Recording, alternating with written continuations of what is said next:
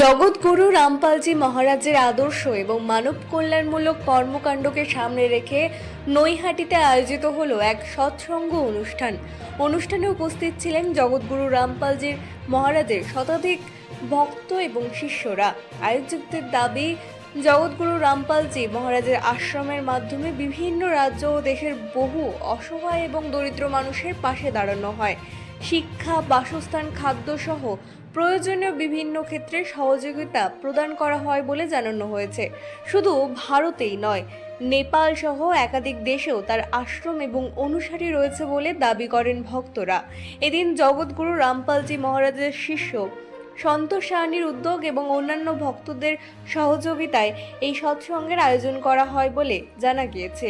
অনুষ্ঠানে গুরুজির বাণী প্রচার, আধ্যাত্মিক আলোচনায় এবং মানব কল্যাণমূলক কর্মকাণ্ড তুলে ধরা হয়। ব্যুরো রিপোর্ট, রাত দিন নিউজ নেটওয়ার্ক।